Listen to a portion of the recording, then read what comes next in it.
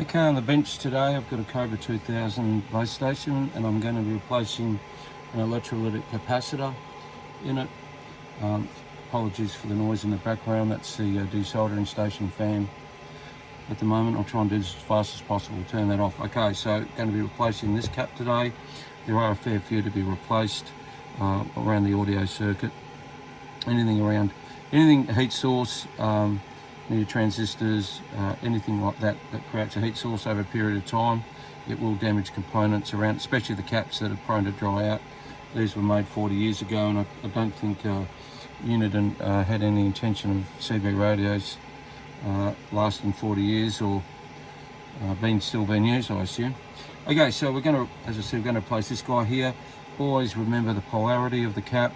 The negative is clearly marked on the cap, and when you take it out, just remember which way the cap went.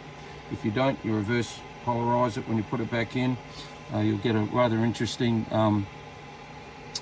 sort of little mini type of explosion. Yeah, these things, that ends pop out and there's a rather large snapping noise. I've done it once by mistake because I wasn't paying attention, and yeah, I won't be doing that again. A hurry can cause a lot of trouble too. So, okay, so we're going to do this one. I've done those radios before, so I know on the back of the PCB exactly where it is. So I'll just adjust the camera up.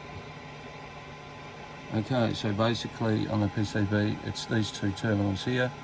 You can clearly see that because they are not connected to the same part of the PCB. So what we're going to do, we're going to get a little heat desoldering on. This is a 80 watt. This is a real good one. Let's get this off eBay. This is a champion. You've got to clean these out every now and again, clean the nozzles, and you can get replacement nozzles for these. Usually down at J-Car, they sell, it's fairly generic. So what we're going to do, we're not going to put a lot of heat into the board. All we need to do is desolder. So basically, I'm going to get the gun. You can see the two electrodes there. Just give it a quick heat up, zap, and another again, the other side, bang, and just hit it again quickly, hit it again quickly. Now, I don't know if you can see that, and this is a problem that you will face, and if you're not careful, you'll damage the board. I'll just turn that off so everyone can hear me better. There is a problem there. The when the solder, when it desolders, sometimes it leaves a bit of residue on the board, on the electrodes as well, and you can damage the PCB. You got to be very careful. So what I do, I've still got pressure on the back on the electrode. I'll just try and get this wire around here. Sorry about this. Okay, so then I use my soldering iron, and very carefully, I'll just heat it up again, use my soldering iron and a bit of pressure on the back, on the cap itself, and I slowly pull it away. Sometimes these electrolytics have got glue on them, so they won't come out in a hurry, but you also got to remember that, yeah, and this one's got a bit of glue on it. I'll just give it a bit more heat just to make sure. Yeah, I can feel the glue on it. And you can see, if you can see that. See if I can get it up a bit closer so you can see exactly what's happening. So I don't know if you can see it. What can I use? Oh, this is the cap. Okay, so you can just see two electrodes pulling in and out, but this has got glue on it. You've got to be careful not to damage any of that. Yeah, sometimes what I'll do, if I have to, and you've got to do this very carefully, is get your good pair of little mini side cutters and just snip that off there. Just make sure there's nothing on there and there. And usually what will happen, any slag on the electrodes, and it'll come out, and that's exactly what's happened. I'll just clean this away, and that's exactly what's happened. So now you can see the electrodes and the cap itself. Sometimes the caps, you'll see them, just get this away, but you'll see them deform. I've seen some absolute beauties. This one's probably good, but we don't know exactly. Its value will deteriorate over 40 odd years. So it's always best, if you're going to keep a radio and and a lot of people do it. Electrolytic capacitors are one of the very first things to do. So we're going to be replacing it with one of a similar value, but 50 volt, like the extra voltage won't hurt. So you can also see the size difference as well, and also remembering the negative. So that's clearly marked there. That is the negative side. That's a negative electrode, and you've got to remember which way this guy came out. We do remember it from before. What I'll do, I'll just flip this over quickly, and what I do, I just get a bit of soldering flux. That's always really handy to use. Sometimes, like if the boards are really bad, just get this down. So the boards are really filthy and everything like that. This one's had some work on it. The boards are really filthy. I will spray that with circuit board cleaner and give it a bit of a clean. So we just get a little bit of this stuff. I know it's a bit like waxy gooey stuff, and I just quickly run it over the points of where I've just desoldered. Just give it a little bit in there, and this wax flux is really good, does a really good job, and you'll notice a difference straight away when you use it as compared to when you don't. So what I'm going to do, I'm going to I'll just turn the radio around again. I know it's a bit of to-ing and fro-ing. So basically,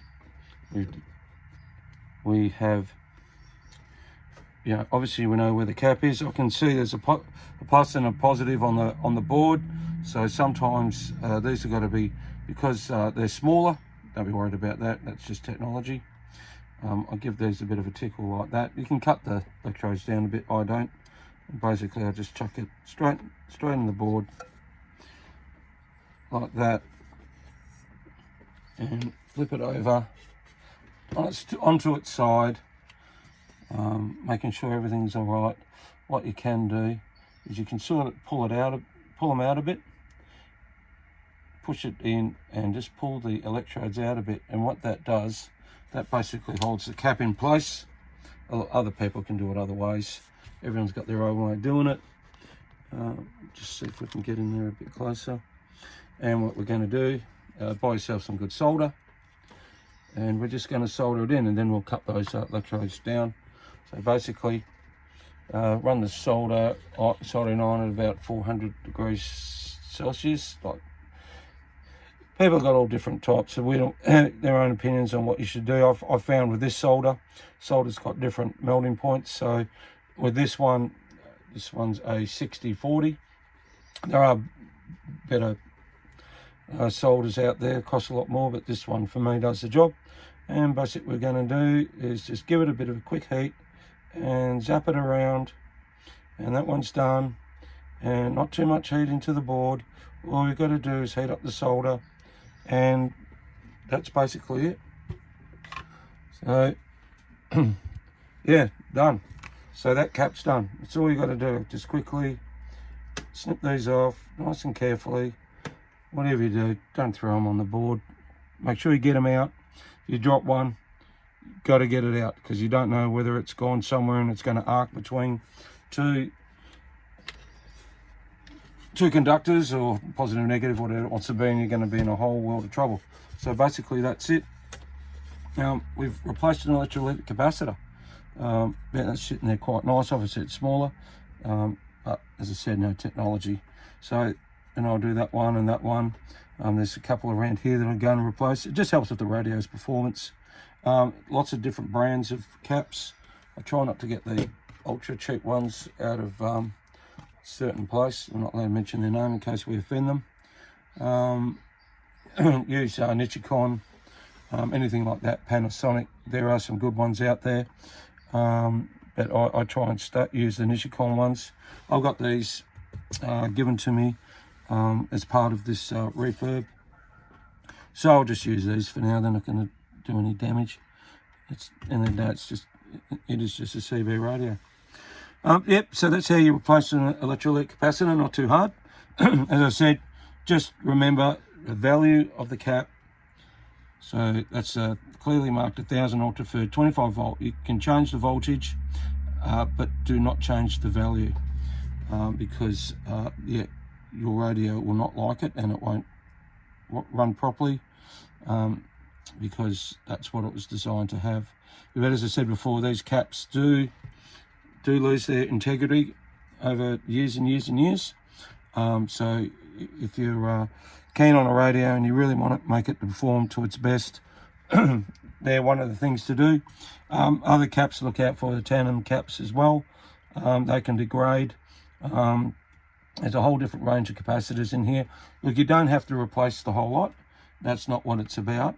But the electrolytics are the main culprit for CB radios of this vintage. You know, they can be 10 years old, let alone 40.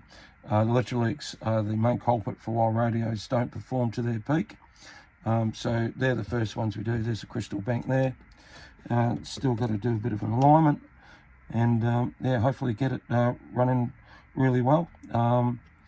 Yeah, till the next video. If you like these videos, give me a thumbs up, please subscribe. The next one will be where I've redone the wiring for the LEDs, and I've put the LED lights in. Fairly easy to do. As I said in the previous video, you just use that boot there. I put that LED in. I actually haven't, I should do it actually. I'll do it now. I'll just hook this in quickly. Obviously I'm not going to fire it up as such. Okay, on DC, on DC. Okay, so there's the LED there. And I'll just quickly show you about trying to be careful what I do here. Okay, so you can see I've replaced both the globes. These lights give a really good balanced light. And what I'm going to do, I'll just chuck that little fellow in there, and just make sure I'm right. Now, so you can see both meters now. Look, yeah, they look really good. The light is not like in your face. It virtually looks like it did when it came out of the factory. Obviously I've just got to do a couple of other things, but yeah, this guy's a little bit sticky, but usually they come up pretty well. And I'll do that quick follow-up video shortly. Thanks for watching. 73s for now.